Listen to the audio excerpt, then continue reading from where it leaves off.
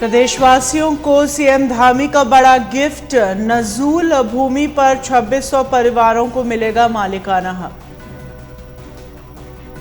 CM Dhami ने की हिमवीरों की जमकर तारीफ, बोले चौकियां खोलने के लिए राज्य सरकार देगी जगह। फिर सुर्खियों में आया सुशीला तिवारी हॉस्पिटल, महिला कर्मी के घर में मिली रसीद बुक, 7.5 लाख की हुई रिकवरी। तीर्थ नगरी में दिखा रफ्तार का कहर, बेकाबू ट्रक ने कई वाहनों को मारी टक्कर, नशे की हालत में ट्रक चला रहा था ड्राइवर। अल्मोड़ा पुलिस को मिली बड़ी सफलता, 32 लाख की स्मैक के साथ तस्कर गिरफ्तार, पूछताछ में उगले कई राज।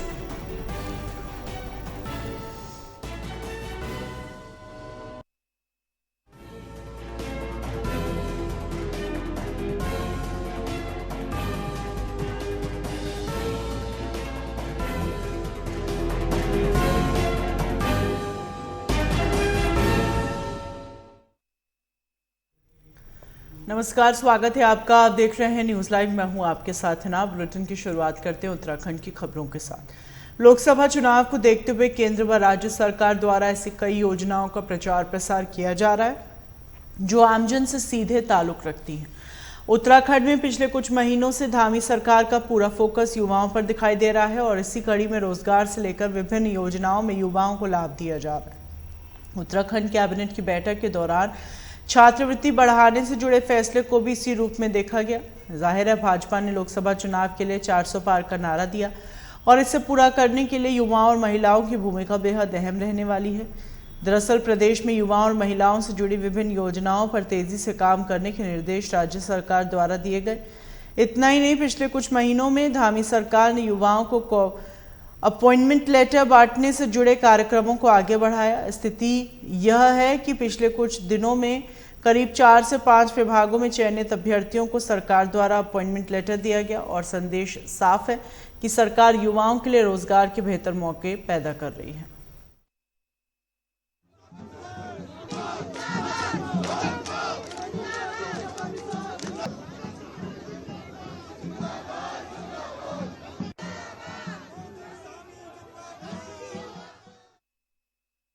देहरादून में उत्तराखंड ग्लोबल इन्वेस्टर्स समिट में सीएम पुष्कर सिंह धामी ने उत्तराखंड सुरंग बचाव के बारे में बात की। उन्होंने कहा, हमारे देवताओं के आशीर्वाद से श्रमिकों को बाहर निकाला गया। 2 दिनों के बाद वे पीएम से मिलने गए तो उन्होंने बताया बचाव अभियान सफल रहा और कई लोगों की जान बचाई गई, जिसे पूरी दुनिया देख रही है। पीएम ने उस समय भी कहा था इन्वेस्टर्स समिट सफल होगी और आज उन्होंने इतने बड़े एमओयू पर हस्ताक्षर किए।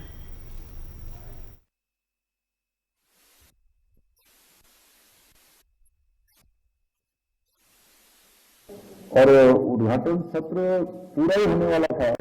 देहरादून आया, देहरादून में उसका उद्घाटन सत्र हुआ और उद्घाटन सत्र पूरा ही होने वाला था कि वहां से फोन आ गया कि अब जो है हम बहुत नजदीक पहुंच गए हैं, ब्रेक थ्रू होने वाला है, यानी टनल आर पार होने वाली है। और कुछ लोगों ने, हमारे उत्साही मित्रों ने तो चला भी दिया कि टनल आर पार हो गई। तो हम भी जल्दी जल्दी यहां से गए थे, कुछ कार्यक्रम पहले थे तो हम भी 3 बजे वहां पहुंचे। जब हम वहां पहुंचे तो वो टनल आर पार हुई नहीं थी, मतलब वो पाइप अंदर नहीं गया था। विनय शंकर पांडे जी भी मेरे साथ थे, तो मैंने कहा पांडे जी ये तो गड़बड़ हो गई। और सब जगह समाचार चला गया पूरी दुनिया में कि टनल जो है वो मतलब पाइप आर पार हो गया। खैर 3-4 घंटे और इंतजार के बाद भगवान ने, हमने हमारी सबकी आवाज को सुना। पूरे देश दुनिया के लोग, राज्य के लोग सब प्रार्थना कर रहे थे उनके लिए। हमारे मजदूर भाई जो अंदर थे, अंततः वो घड़ी आ गई। बाबा बौखनाथ जी जो वहाँ के बड़े हमारे प्रसिद्ध देवता हैं, उनकी भी कृपा हुई और वो सब बाहर निकले। और ये मैं प्रधानमंत्री जी से फिर ठीक उसके 2 दिन बाद मैं उनसे भेंट करने के लिए गया तो प्रधानमंत्री जी ने कहा कि ये आपका टनल वाला जो रेस्क्यू है वो सफल हो गया है, इतने लोगों की जान बच गई जिसको पूरी दुनिया देख रही थी। और जितने लोग वर्ल्ड कप देख रहे थे, उसी समय वर्ल्ड कप भी चल रहा था, उतने लोग टनल के रेस्क्यू को भी देख रहे थे। और उन्होंने उसी समय प्रधानमंत्री जी ने कहा कि आपका ये जो इन्वेस्टर समिट है, ये अब बहुत सफल होगा। और उनके मुंह से शब्द निकले और इतनी बड़ी जो है एमओयू हमारी सबके साथ हो गई। और मुझे खुशी है कि उसमें आप सब लोगों ने हर क्षेत्र में, चाहे हमारा प्रोत्साहन करना हो, साथ में खड़ा होना हो, ब्रांड एम्बेसडर के रूप में काम करना हो, उन सभी में आपने योगदान दिया। इसके अलावा निवेश को लाने के लिए भी और निवेश करने के लिए भी मुझे बड़ी खुशी क्या हुई कि जब मैं उधम सिंह नगर आया तो वो भी कई हजारों करोड़ में, लगभग पांडे जी कितना 30,000 करोड़, क्या 30,000 करोड़ के आसपास जो है उन लोगों ने निवेश करा जो लोग ऑलरेडी यहाँ पर पहले से उद्योग अपने लगाए हुए थे, अपना काम कर रहे थे। हरिद्वार आए तो हरिद्वार भी हमारा लगभग 25,000 करोड़ के आसपास यहाँ भी हो गया। तो ये बहुत बड़ा प्रोत्साहन था, सब लोगों ने जिस प्रकार से खुद आगे बढ़ चलकर काम लिया। हाँ, सामुदायिक रेडियो हैवलवाड़ी की 23वीं स्थापना वर्षगांठ चंबा में धूमधाम से मनाई गई। कार्यक्रम का शुभारंभ नरेंद्र सिंह नेगी वानिकी महाविद्यालय रानी चौरी के डीन डॉक्टर अरविंद बिजलवाड़, पर्यावरणविद, ICA निदेशक विद्या, वरिष्ठ पत्रकार महिपाल नेगी, रघुभाई जडधारी एवं अन्य अतिथियों ने संयुक्त रूप से दीप प्रज्वलित कर की। इस दौरान नरेंद्र रयाल, अम्बरीश चमोली, उपासना सोमवाल ने अपनी कविताओं की शानदार प्रस्तुतियां दी। वहीं सामुदायिक रेडियो हैवलवाड़ी के निदेशक राजेंद्र नेगी ने बताया, स्थापना दिवस पर गढ़भूमि कवि सम्मेलन 2024 का आयोजन किया गया, जिसमें वरिष्ठ कवियों को आमंत्रित किया गया। कार्यक्रम में श्रोताओं को भी सम्मानित किया गया। मुख्य तौर पर तो ये कार्यक्रम क्योंकि 23वीं स्थापना वर्षगांठ मना रहे हैं यहाँ पर, तो एक गढ़भूमि कवि सम्मेलन 2024 का आयोजन किया जा रहा है। और इसमें मुख्य तौर पर जो गढ़ रत्न नरेंद्र सिंह नेगी जी, प्रकाश सेमवाल जी और इस तरह से 9 मुरली दीवान जी, कई सारे जो हमारे वरिष्ठ कवि हैं इस उत्तराखंड के, वो आमंत्रित हैं। और श्रोताओं को सम्मानित करने का भी कार्यक्रम है। इसके साथ साथ जो हमारे बहुत सारे अलग अलग सहयोगी हैं वो भी यहाँ पर आए हैं। मुख्य तौर पर कवि सम्मेलन और रात्रि को जो है सांस्कृतिक कार्यक्रम का भी आयोजन किया है, सांस्कृतिक संध्या का। तो यही मुख्य तौर पर हैवलवाड़ी का कार्यक्रम। कार्य सफल करो और सब लोग।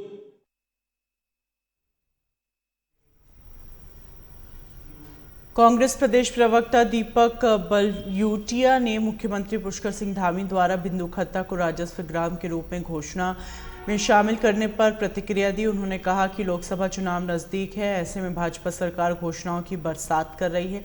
पहले की गई कई घोषणाओं पर अभी तक कोई काम नहीं हुआ और अब सरकार केवल घोषणाएं कर रही है, लेकिन जनता भाजपा की कथनी और करनी को भली भांति समझ चुकी है और आगामी लोकसभा चुनाव में सबक सिखाएगी। 20 दिसंबर के चुनावी माहौल है, मौसम है, और पूर्व में भी जितनी भी भाजपा सरकार ने घोषणाएं की उनको पूरा नहीं किया। लोकसभा चुनाव को देखते हुए ठीक चुनाव से पहले बिंदु खत्ता को राजस्व ग्राम की घोषणा में सम्मिलित करना एक सिर्फ चुनावी जुमला है। यदि सरकार ईमानदार है तो दमोह को राजस्व ग्राम 2016 में बना दिया हुआ था, 20 दिसंबर 2016 को, और तत्कालीन कांग्रेस सरकार ने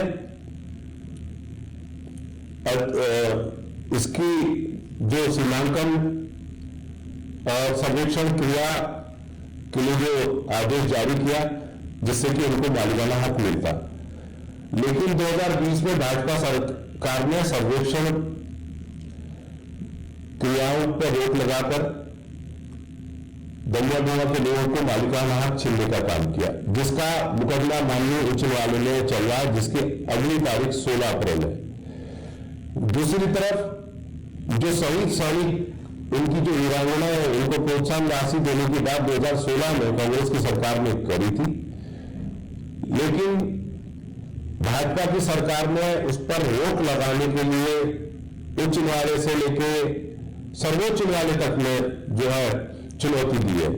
तो इससे स्पष्ट हो जाता है इनका दोहरा चरित्र कि सरकार चुनाव से पहले कुछ बातें करती है लेकिन धरातल पर वो कभी नहीं उतरती, लोगों को गुमराह करने का काम करती है, सिर्फ चुनाव जुमला साबित होता है। देखिए, स्वर्गीय नारायण दत्त तिवारी जी के समय जब बिंदुकट्टा बसा, जो बसासत हुई वहां पर, हृदय का निर्माण हुआ, बिजली वहां पर आई और वहां के लोगों को कांग्रेस की सरकार का पूरा सहारा था और बिंदुकट्टा को राजस्व ग्राम घोषित करें, ये बहुत अच्छी बात है और उसके बाद वहां मालिकाना हक भी मिलना चाहिए। लेकिन भाजपा सरकार की मंशा पे संशय है। ये काम जब कांग्रेस की सरकार आई तो निश्चित तौर पर बिंदुकट्टा, दमोह, जवार ज्योति और अन्य इस तरह के क्षेत्र जो पूरे प्रदेश में है उनको मालिकाना हक दिलाने का काम।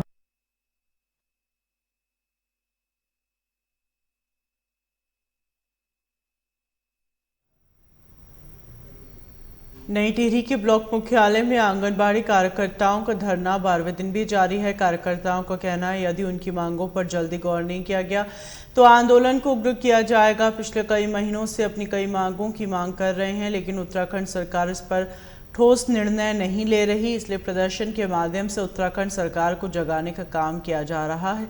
उनकी मांग है न्यूनतम मजदूरी 600 रुपये प्रतिदिन या मासिक 18,000 रुपये किया जाए और 15 वर्ष पूरे होने पर मानदेय बढ़ाया जाए और इसके अलावा आंगनबाड़ी कार्यकर्ताओं को रिटायरमेंट के बाद 2 लाख की धनराशि दी जाए।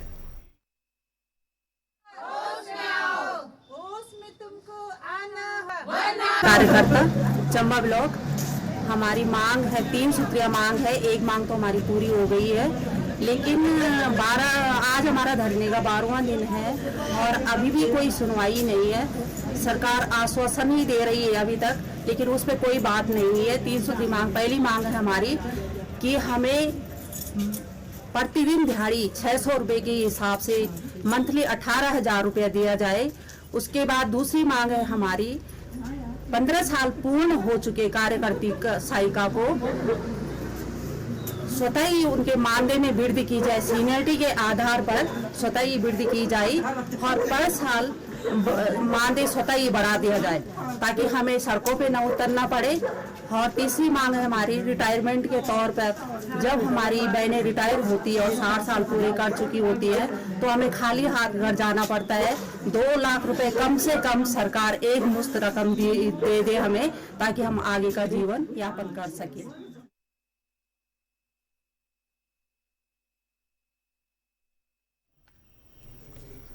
हल्द्वानी में सुशीला तिवारी राजकीय चिकित्सालय में लाखों की फीस गबन का मामला सामने आया। यहां तमाम जांचों के नाम पर पैसे लिए गए और रसीद भी काटी गई लेकिन फीस की रकम अस्पताल के खाते में जमा नहीं की गई। इस मामले में एक महिला कर्मी रडार पर आई है जिसके घर से रसीदें बरामद हुई। वहीं मेडिकल कॉलेज प्रशासन ने मामले की जांच शुरू कर दी है।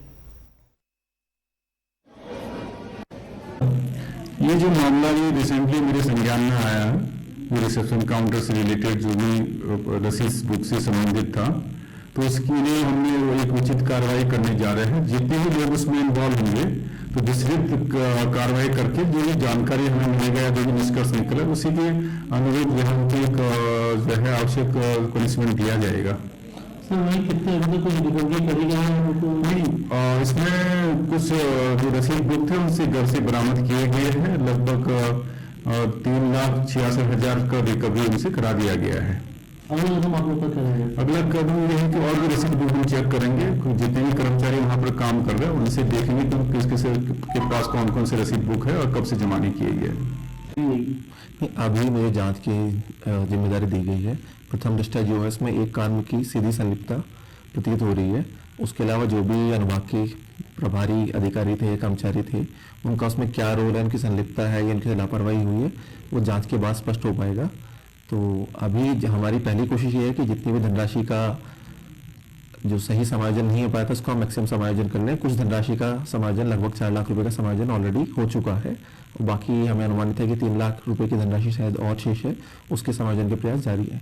तो ऐसे लोगों को लगाम लगाने के लिए आपके द्वारा क्या कार्यवाही की जाएगी कि जिस प्रकार से विभाग को बड़े स्तर में चुनाव लगाने का उनके द्वारा काम किया गया है, आगे आप लोग क्या कार्रवाई करेंगे? इसमें दोनों की जिम्मेदारी है, संबंधित कार्मिक है उनकी भी और जो उनका सुपरविजन कर रहे थे वो भी।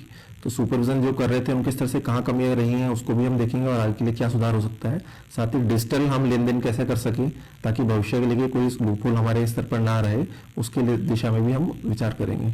एक तरफ जहाँ नहीं देखिए, ऐसा तो नहीं हम कह सकते। बीच में हमारा ऑनलाइन सिस्टम भी था, लेकिन क्योंकि HIA सिस्टम में हमारे कमियां आ रही थी, उसकी से कई बार लंबी लाइनें लग जा रही थी, तो उसका जो तात्कालिक जो समाधान निकाला गया वो ये कि कैश सिस्टम को भी हम पैरेलली जारी रखें, लेकिन उसके कारण अगर कुछ कमी हुई है या लापरवाही हुई है तो उसमें जो सुधार हो सकता है उसको हम देखेंगे।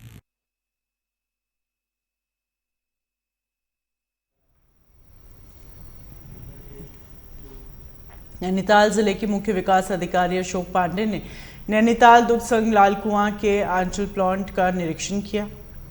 इस दौरान UCDF के प्रशासक मुकेश बोरा और GM निर्भय नारायण सिंह दूध की गुणवत्ता की जांच के लिए FT1 मिल्क एनालाइजर मशीन का निरीक्षण किया और बारीकी से जांच परख के साथ ही चिलिंग प्लांट, लैब सहित अन्य प्लांटों का भी निरीक्षण किया और अत्याधुनिक मशीनों को देखकर जमकर तारीफ की।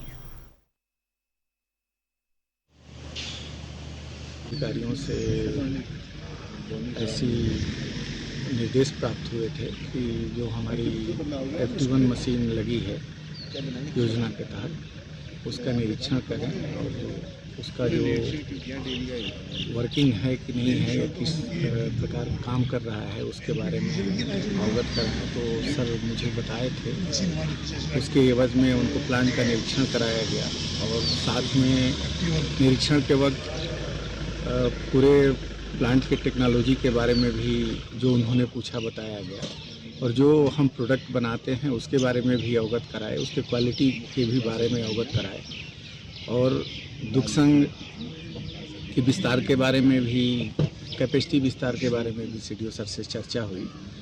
तो उससे संतुष्ट लगे और उन्होंने पूरा आश्वासन दिया कि उत्पादकों के हित में जितना संभव हो सकता है हम प्रयास करेंगे और दुग्ध संघ को मदद दिलाएंगे। आज का दिन मैं कह सकता हूं कि उत्तराखंड डेयरी कोऑपरेटिव के लिए एक विशेष दिन है और समय समय पर जो हम आधुनिकीकरण की बात करते थे दुग्ध संघ की, तो आज उसकी प्रथम किस्त के रूप में आज शासन ने हमको धनराशि अवमुक्त कर दी है। लगभग 10 करोड़ की स्वीकृति मिली है और 5 करोड़ रुपये जारी भी कर दिया है। मैं उसके लिए सर्वप्रथम तो अपने प्रदेश के माननीय मुख्यमंत्री श्रीमान पुष्कर सिंह धामी जी और हमारे दुग्ध विकास के मुखिया कैबिनेट मंत्री माननीय सौरभ गोणे जी का धन्यवाद ज्ञापित करता हूं कि जो लंबे समय से हमारा प्रयास था वो आज नैनीताल दुग्ध संघ ही नहीं, पूरे उत्तराखंड डेयरी फेडरेशन और प्रदेश के लिए एक मील का पत्थर साबित हुआ है कि आज हमको 10 करोड़ रुपए की स्वीकृति मिली है।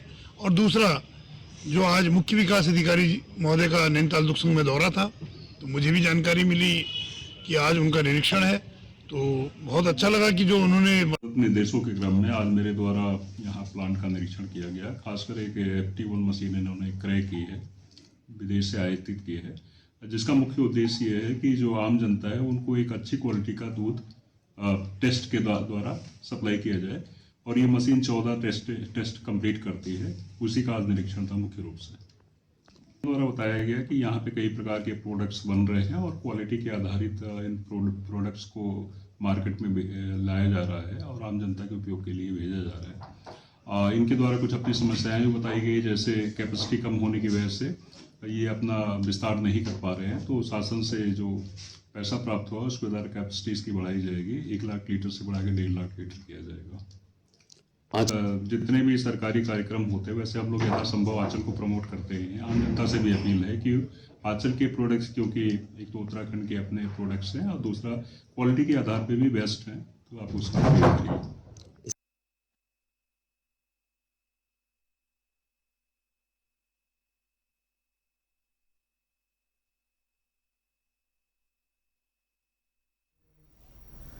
चमोली में 2 दिनों तक हुई बारिश से कर्णप्रयाग हाईवे पर अचानक चट्टान दरक गई और मलबा आने से यहां गढ़वाल और कुमाऊं को आने जाने वाले वाहन फंस गए। करीब 3.5 घंटे बाद बीआरओ ने मलबा हटाकर यातायात सुचारू किया तो लोग गंतव्य की ओर रवाना हुए।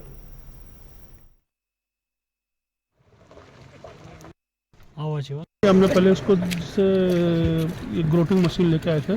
ग्रोटिंग मशीन से इसमें पूरा घोल मारा, उसका प्लास्टिक वगैरह लेके आ रखे हैं। अभी बीआरओ को ओसी साहब हमारे आए थे, उन लोगों ने इसका स्लोप प्रोटेक्शन का प्रोसीजर रखा है, तो अभी वो पूरा सर्वे करके लेके चले गए हैं। इसका टेंडर निकालेंगे तो इसमें स्लोप प्रोटेक्शन ही कामयाब होगा, क्योंकि दीवार से इतना बड़ा लंबा ये भूस्खलन रुकने वाला नहीं है।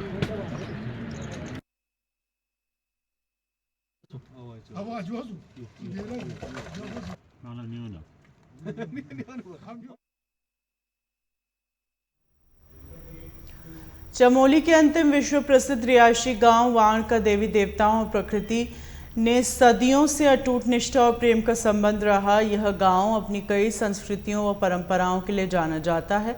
वैसे यहाँ साल भर देश विदेश के कई क्षेत्रों के अनुसंधानकर्ता, पर्यटक और उत्तराखंड की आराध्य देवी मां नंदा देवी तथा लाटू देवता के भक्तों का बड़ी संख्या में आना जाना लगा रहता है। यहाँ के लोगों का मां नंदा, लाटू देवता और प्रकृति से सदियों से अटूट नाता बना हुआ है।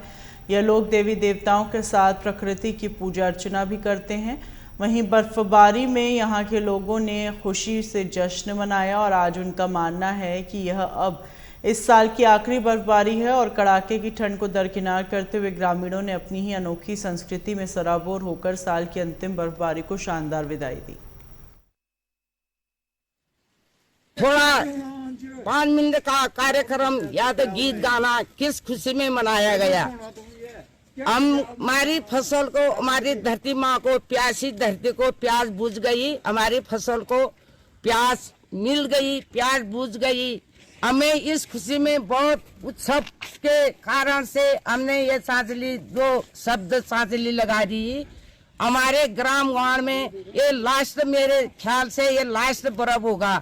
इस खुशी में हमने यहाँ पर थोड़ा 2 शब्द कहने का खुशी मनाई। हमने सारी महिलाओं ने मिलजुल कर ये खुशी मनाई। हमने नृत्य, हमने यहाँ पर सांचली लगाई। सभी खुशियों में हमको यहाँ खुशी हुई, खुशियों में झूम उठे सारी। हमने आज एक लोक नृत्य यानी कि चांचली जिसे कहते हैं, वो साल की अंतिम बर्फबारी होगी, ऐसा हमने उसके उपलक्ष्य में आज छोटा सा चांचली नृत्य किया। और हमारे गांव में यानी कि इलाके में पूरे कम से कम 90 दिन के सूखा पड़ने के बावजूद हमारे आराध्य देव लाटू देवता की कृपा से थोड़ी बारिश आई है। 1.5 हफ्ते पहले बारिश आई, फिर बारिश आने के बाद 2-3 बार बर्फबारी हो चुकी है, लेकिन अब लग रहा है कि ये साल का लास्ट बारी बर्फबारी होगी। और क्योंकि इसके बाद गर्मी बढ़ जाती है, बारिश तो आएगी, बर्फ तो आएगी, पर टिकेगी नहीं। ये साल की लास्ट बर्फबारी है, इसके खुशी में हमने आज सभी महिलाओं ने चांचली यहाँ पर किया, जिसे जो उत्तराखंड का यानी कि गढ़वाल का लोक नृत्य है। पहले ऐसे नृत्य होते थे। और बारिश आने के बाद हमारे पशु पक्षी या तो फल और जो हमारी फसल है उसको काफ़ी राहत मिली है, क्योंकि सूख चुके थे। और इसके बाद मतलब कि उनको काफ़ी राहत मिल चुकी है, अब सूखा से बच गए हैं। इसके खुशी में हमने आज लोक नृत्य किया, बहुत खुशी हैं। धन्यवाद। आज हमारी ग्राम पंचायत वाण में जो है काफ़ी बर्फबारी हुई है और मुझे लगता है कि ये शायद साल की अंतिम बर्फबारी होगी। लक्सर में मुख्यमंत्री पुष्कर सिंह धामी ने ट्रक यूनियन पर आयोजित लाभार्थी सम्मान सम्मेलन में शिरकत की, जहां सीएम धामी ने केंद्र और राज्य सरकार द्वारा संचालित विभिन्न योजनाओं के लाभार्थियों से संवाद किया। और इस दौरान सीएम धामी ने पीएम आवास योजना, पीएम विश्वकर्मा योजना, उज्ज्वला योजना समेत कई योजनाओं के लाभार्थियों को सम्मानित भी किया। और इस दौरान उन्होंने करोड़ों रुपए की योजनाओं का लोकार्पण और शिलान्यास किया। भाइयों बहनों, आज जो लाभार्थी भाई बहनों के लिए ये जो हमने सम्मान समारोह आयोजित किया है और इस सम्मान समारोह में आप सब आए हैं, मैं सभी लाभार्थी भाई बहनों का भी अभिनंदन करता हूं। हमारे आदरणीय प्रधानमंत्री जी के नेतृत्व में समाज के अंतिम छोर में खड़े हुए व्यक्ति तक शासन पहुंचे, सरकार की सुविधाएं पहुंचे, योजनाएं पहुंचे, उसके लिए लगातार पिछले 10 सालों में अनेक कार्य हुए हैं, जिनके बारे में बहुत विस्तार से आदरणीय निशंक जी ने बहुत विस्तार से यहाँ से बताया किस प्रकार से योजनाएं पहुंची। हमारे प्रदेश अध्यक्ष जी ने भी बहुत बातें यहाँ पर बताई हैं। मैं इतना ही कहना चाहता हूँ कि हमारे प्रधानमंत्री आदरणीय मोदी जी के नेतृत्व में देश के अंदर उन योजनाओं को लाया गया है जो योजनाएं वास्तव में जरूरत थी, जिसके कारण से लोगों का जीवन आगे बढ़ सकता था। उन योजनाओं को लागू करने का काम, उन योजनाओं को नीतियों में लाने का काम, उन योजनाओं को धरातल पर उतारने का काम किसी ने किया है तो हमारे देश के यशस्वी प्रधानमंत्री नरेंद्र मोदी जी ने किया है। भाइयों बहनों, हम सभी जानते हैं मोदी जी की सरकार गरीबों को समर्पित सरकार रही है। चाहे हम किसी भी योजना की बात करें, उनकी योजनाओं में अगर प्राथमिकता किसी को रही है तो गरीब के कल्याण की रही है, गरीब के उत्थान की रही है, गरीब को सहायता पहुंचाने के लिए रही है।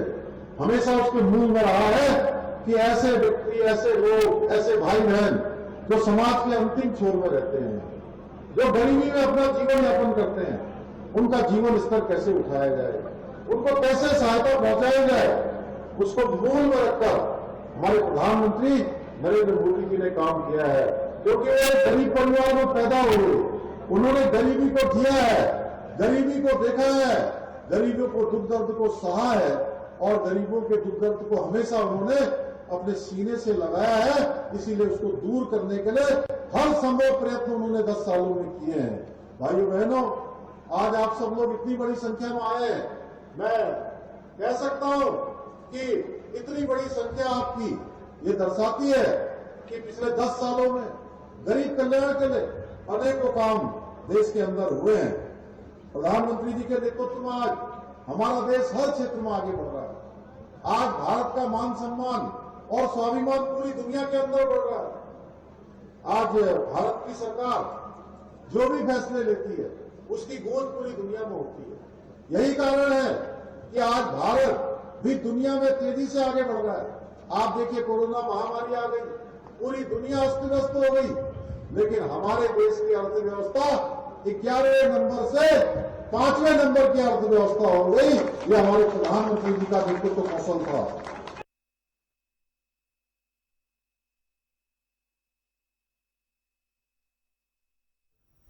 योगी आदित्यनाथ की अध्यक्षता में आज लोक भवन में कैबिनेट की बैठक हुई और इसमें कई महत्वपूर्ण फैसलों पर योगी कैबिनेट में मुहर लगाई गई। योगी सरकार ने किसानों को राहत देते हुए ग्रामीण क्षेत्र के निजी ट्यूबवेल उपभोक्ताओं को मुफ्त बिजली आपूर्ति देने के प्रस्ताव को मंजूरी दी। ट्यूबवेल उपभोक्ताओं की बिजली बिल अप्रैल 2023 से माफ़ होने की प्रक्रिया शुरू की जाएगी। इसके साथ ही योगी सरकार ने होमगार्डों को भी राहत दी। होमगार्डों का भोजन भत्ता 4 गुना बढ़ाने का प्रस्ताव पास हुआ। वर्तमान में होमगार्ड स्वयं सेवकों को अंतर जनपदीय आवागमन के दौरान ड्यूटी भत्ते के अलावा 30 रुपये भोजन भत्ता मिलता है। अब होमगार्ड विभाग ने इसे बढ़ाकर 120 रुपये कर दिया। इसके अलावा किसानों को नई नई तकनीक की जानकारी देते हुए कृषि विश्वविद्यालय एवं राज्य कृषि प्रबंध संस्थान रहमान खेड़ा में इंक्यूबेशन सेंटर स्थापित करने का प्रस्ताव भी पास हुआ और मक्के का रकबा बढ़ाने, बेबीकॉर्न की खेती करने का भी प्रस्ताव पास हुआ।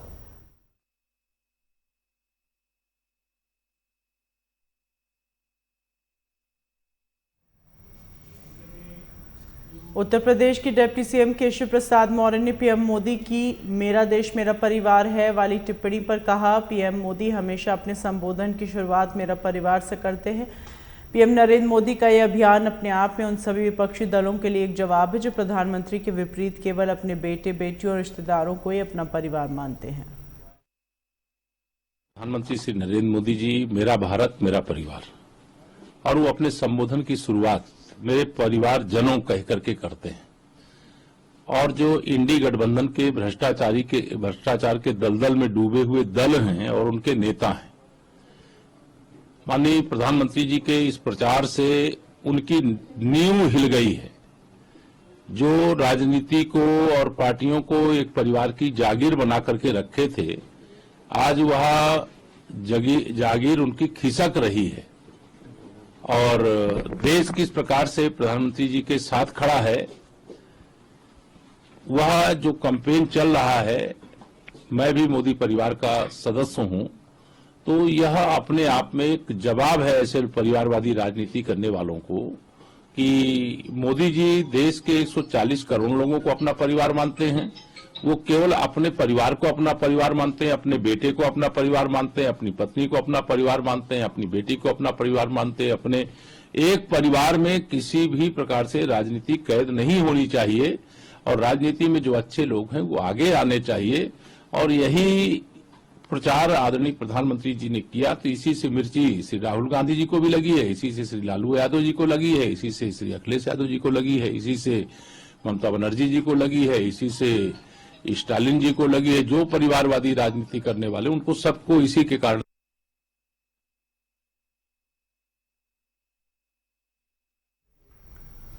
लोकसभा चुनाव नजदीक है। बीजेपी और इंडिया अलायंस चुनावी जंग की तैयारी में है। बीजेपी अपने प्रत्याशियों की पहली लिस्ट भी जारी कर चुकी है। लोकसभा चुनाव में दिग्गज लोग कहां से लड़ रहे हैं, धीरे धीरे पर्दा उठता जा रहा है। कांग्रेस की ओर से अभी कोई खास ऐलान नहीं किया गया। ऐसे में प्रियंका गांधी किस सीट से चुनाव लड़ेंगी, इसको लेकर कयास तो लगाए जा ही रहे थे। अब कयासों के अनुसार ये कहा जा रहा है प्रियंका गांधी रायबरेली की सीट से नहीं बल्कि दमनदीव लोकसभा सीट से चुनाव लड़ सकती है। हालांकि कांग्रेस की ओर से कोई आधिकारिक घोषणा नहीं हुई है। बता दें, दमनदीव से मौजूदा सांसद लालू भाई पटेल एक बार फिर से बीजेपी की ओर से मैदान में है। दरअसल दमनदीव के कांग्रेस अध्यक्ष केतन पटेल ने बयान दिया है कि संभव है केंद्र शासित प्रदेश से चुनावी मैदान में उतरे। अब अगर ऐसा होता है तो रायबरेली का चुनावी समीकरण बिल्कुल ही बदल जाएगा। रायबरेली कांग्रेस की ओर से सीटों में से एक है। इन सीटों पर मतदाताओं का रुख बदला हुआ दिखाई दे रहा है। दरअसल पिछला चुनाव राहुल गांधी अमेठी से हार गए थे। अब प्रदेश में रायबरेली और अमेठी जैसी अपनी महत्वपूर्ण सीटों पर कौन प्रत्याशी होगा, इसका खुलासा नहीं किया गया है। क्योंकि इस बार रायबरेली सोनिया गांधी चुनाव नहीं लड़ रही हैं, इसलिए इस सीट पर कौन प्रत्याशी होगा, इसको लेकर सियासी गलियारों में सबसे ज़्यादा निगाहें लगी हुई हैं। वहीं चर्चा है कि गांधी परिवार के ही किसी को यहां से चुनाव लड़वाया जाएगा।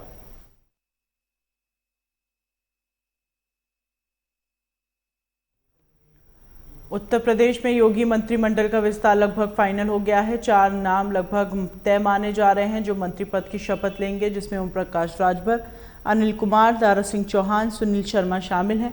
वहीं मंत्री बनने से पहले ओपी राजभर ने कहा कि जो भी विभाग मिलेगा काम करेंगे, गरीब कमज़ोर की मदद करेंगे। और इसके साथ ही उन्होंने अपने अंदाज में कहा कि सड़क पर सबसे ज़्यादा वो ही रहते हैं और वो एक डिप्टी सीएम बनने की हैसियत रखते हैं।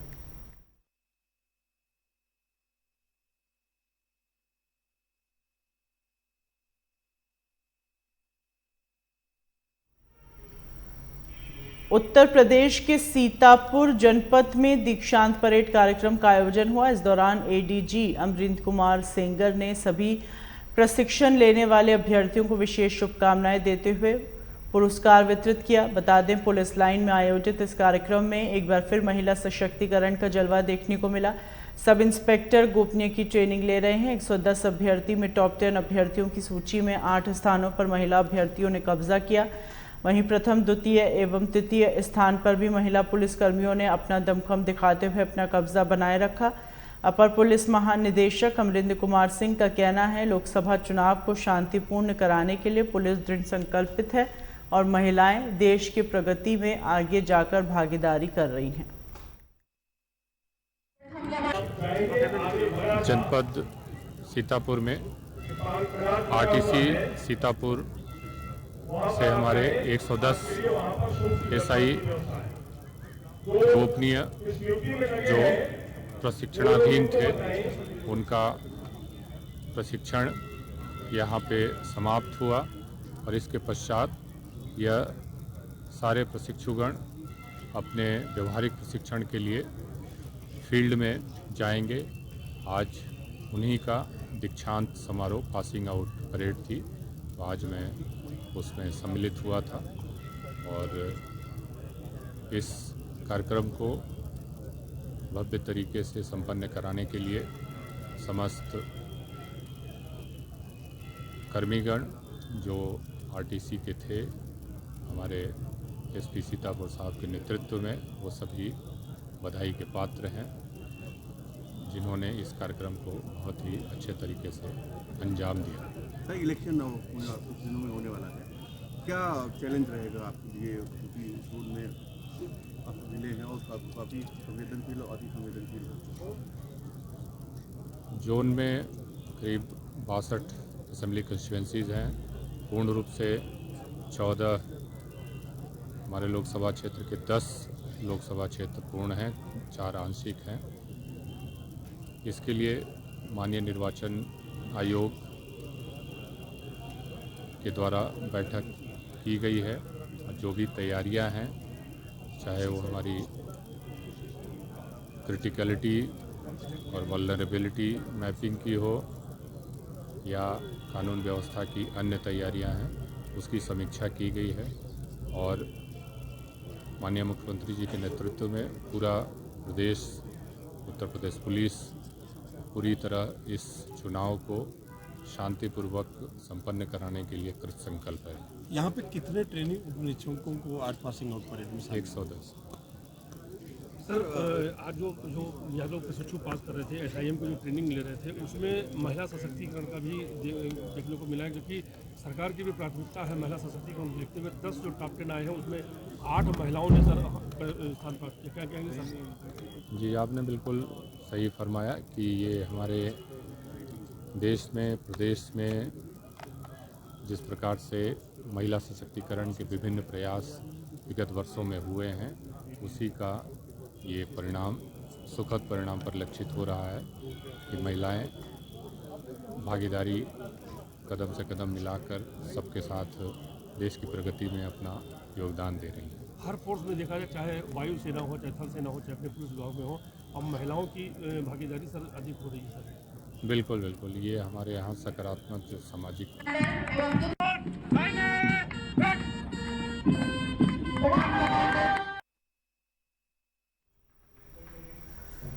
चंदौली में लोकसभा चुनाव की तैयारियों में लगी भारतीय जनता पार्टी को बड़ा झटका लगा। जिले के चहनिया ब्लॉक के प्रमुख अरुण जायसवाल पर गंभीर आरोप लगते हुए ब्लॉक के 66 BTS ने जिलाधिकारी को पत्र सौंपा। इस दौरान सभी ने डीएम से जल्द इम्प्लीमेंट की बात कही है। वहीं ब्लॉक प्रमुख पर व्यापक स्तर पर वित्तीय अनियमितता का आरोप लगा है। जिलाधिकारी कार्यालय माननीय डीएम साहब से हम लोग मिलने आए हैं। ब्लॉक प्रमुख चहनिया द्वारा हम लोगों का शोषण किया जा रहा है, क्षेत्र पंचायत सदस्यों का, और बैठक भी पूर्ण नहीं किया जा रहा है। बिना बैठक किए ही टेंडर प्रक्रिया और जो है अनियमितता, उनके कार्यों में काफ़ी अनियमितता देखी गई है और टेंडर अवैध तरीके से नियम और नियमावली के विरुद्ध टेंडर करा दिया गया है। तो आज हमारे संगठन ने मिलकर ये फैसला किया है कि क्यों न ब्लॉक प्रमुख चहनिया के खिलाफ अविश्वास प्रस्ताव डीएम साहब को सौंपा जाए और उनके खिलाफ कार्रवाई हो। क्या क्या मांगे रही आप? मांगे हमारी जो उनकी अनियमितता है पेपर पे दर्शाया गया है, पत्रक के माध्यम से माननीय डीएम साहब को सौंप दिया गया। चहनिया ब्लॉक में कुल कितने बीडीसी सदस्य हैं और कुल कितने लोग उनके विरोध में अविश्वास प्रस्ताव दिए हैं? चहनिया ब्लॉक में 105 क्षेत्र पंचायत सदस्य हैं और 70 लोगों ने पत्रक सौंपा है हलफनामा पत्र के माध्यम से। वो क्षेत्र पंचायत चहनिया के क्षेत्र पंचायत सदस्यों के द्वारा वर्तमान ब्लॉक प्रमुख के खिलाफ अविश्वास प्रस्ताव लाया गया, के पे प्रार्थना पत्र दिया गया अविश्वास की कार्रवाई करने के लिए, क्योंकि वहाँ पे व्यापक स्तर पे वित्तीय अनियमितता बरती गई है और उनके प्रति वहाँ के क्षेत्र सदस्यों का विश्वास भी नहीं रहा है। क्या आश्वासन मिला है? डीएम साहब द्वारा कार्रवाई की संतुष्टि की गई है कि हम प्रार्थना पत्र पर सुनवाई करेंगे, अगली डेट फिक्स करेंगे कब बैठक होगी, क्या होगा, इस पर उनके लिए कहा गया है।